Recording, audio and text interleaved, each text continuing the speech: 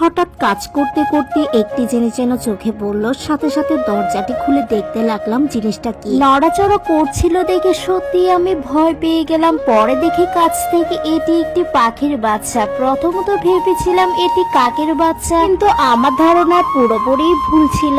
প্রথমত পাখি সম্পর্কে আমার কোনো ধারণা নেই, কখনো পাখি পালিও নি, আর ভালো করে কখনো পাখি দেখাও হয়নি। কত ধরনের পাখি আছে, কিন্তু আমার দেখা মতে আমি কয়েকটি পাখির নামই শুধু জানি, কিন্তু এ পাখিটির নাম আমার কোনোভাবেই যেন মনে পড়ছিল না। পাখিটিকে দেখে মনে হচ্ছে সে অসুস্থ। তাকে আমি বারবার টেবিলে বসাচ্ছিলাম আর সে যেন নিচে পড়ে যাচ্ছিল, ভালো করে উঠতেও পারছিল না, কিছু করতেও পারছিল না। আমার যেন এসব প্রাণীদের দেখলে বেশি মায়া লাগে। শুধু ভাবছিলাম তাকে নিয়ে কি করা যায়, কিভাবে ঠিক করা যায়, সবকিছু নিয়ে যেন চিন্তা ভাবনা করছিলাম। তাকে আবারও আমি টেবিলে বসালাম আর দেখছিলাম তার কোথায় বেশি সমস্যা হচ্ছিল। তার মূলত পায়ে সমস্যা ছিল, যার কারণে সে হাঁটতে পারছিল না। পরে আমি চিন্তা করলাম তার পাখা ঠিক থাকলে তো উঠতে পারার কথা, কিন্তু সে উঠতে পারছিল না। মূলত আমি তার সমস্যা ধরতেই পারছিলাম না। মানে তাকে দেখে আমার যা মনে হচ্ছিল তাই তোমাদের সাথে শেয়ার করছি।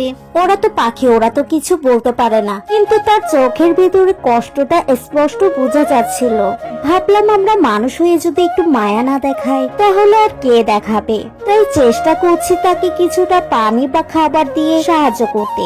সবাই তো বড় কিছু করতে পারে না, কিন্তু এই ছোট ছোট মায়াগুলো হয়তো একটি প্রাণে প্রাণ বাঁচিয়ে দিতে পারে। পাখিটিকে দেখে মনে হলো সে অনেক ক্লান্ত, যার কারণে তাকে পানি খাওয়ার চেষ্টায় যেন আমি ছিলাম। সে যেভাবে ছটফট করছে আমি তো ভয় পেয়ে গেলাম। মনে হচ্ছিল সে আমাকে কামড় দেওয়ার ট্রাই করছিল।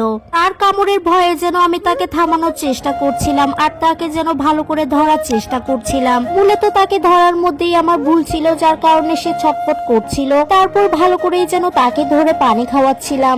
আজ যেন একটি নতুন অভিজ্ঞতা হলো। পানি তো খাচ্ছিল যেন পাখি, কিন্তু শান্তিটা পাচ্ছিলাম আমি। কারণ শুরু থেকেই আমার চিন্তা ভাবনা ছিল তাকে কিভাবে ভালো করা যায়, সুস্থ করা যায়, এসব কিছু নিয়ে। তাকে পানি খাওয়াতে খাওয়াতে যেন আমি একটি জিনিস লক্ষ্য করলাম, তার চোখগুলো বন্ধ করে রেখেছে সে। এমন অবস্থা দেখে আমি তার মাথায়ও যেন পানি ঢেলে দিলাম।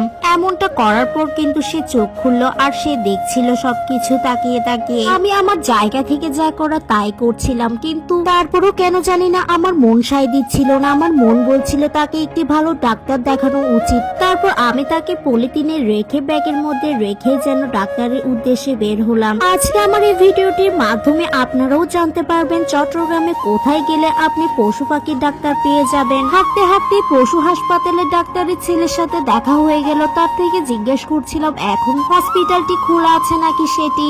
সে আমাকে বলছিল সন্ধ্যা 5টা অবধি নাকি এই হসপিটালটি খোলা থাকে। তারপর দৌড়াদৌড়ি করে যেন পৌঁছে গেলাম সে হসপিটালটিতে, যেটি মূলত সরকারি একটি প্রতিষ্ঠান, মেট্রো পানি সম্পদ দপ্তর, যেটি কোতোয়ালি মোড়ে অবস্থিত সদরঘাটের মধ্যে। এখানে বিনামূল্যে কিন্তু পশু পাখিদের চিকিৎসা দেওয়া হয়। ঢুকে পড়লাম আমি ডাক্তারের কাছে আর তাকে বের করে দেখালাম ডাক্তারকে। তারপর ডাক্তার যেন তাকে ভালো করে দেখছিল আর আমি বলছিলাম তার সমস্যার কথা। আমি তো আমার মতন বলতেই লাগলাম তার পা ভেঙে গেল, না হলে পাখা ভেঙে গেল, সে কেন উঠতে পারছিল না। কিন্তু ডাক্তার তো তাকে দেখে বললো তার কোনো সমস্যা হয়নি, সে মূলত কোথাও বাড়ি খেয়েছে তাই পড়ে গিয়েছে। সে মাথায় ব্যথা পাওয়ার কারণেই মূলত পড়ে গিয়েছে আর উঠতে পারছিল না। আর এমন অবস্থা দেখে ডাক্তারও যেন তাকে কিছু ওষুধ লিখে দিল, যেগুলো মূলত আমাকে খাওয়াতে বলেছে আর আমাকে বুঝিয়ে দিচ্ছিল কি কি কিনতে হবে না কিনতে হবে সবকিছু।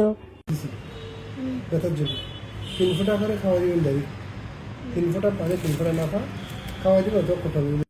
আমি তো মনে করেছিলাম পশু পাখিদের জন্য আলাদা ওষুধ আছে, কিন্তু না, আমার ধারণা একদমই ভুল। মূলত আমরা মানুষরা যেসব ওষুধ খাই না পা, এসব ওষুধই মূলত আমাকে দেওয়া হয়েছিল তাকে খাওয়ানোর জন্য। আমি জানি না আমার সাথে এমনটা কেন হলো, যার জন্য এত কিছু করলাম শেষ অবধি তার মৃত্যুর কারণ যেন আমিই হলাম। একটা ছোট পাখিকে বাঁচানোর চেষ্টাই করেছিলাম মন ভরে। ভাবছিলাম ওকে সুস্থ করে আবার আকাশে উড়িয়ে দিব, কিন্তু ভাগ্য হয়তো অন্য কিছু লিখে রেখেছে।